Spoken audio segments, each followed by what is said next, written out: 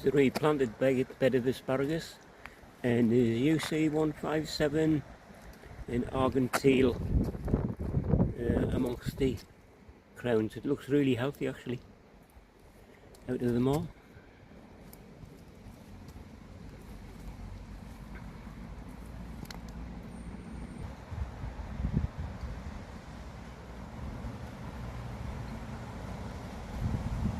Once weeding, but nothing ever changes.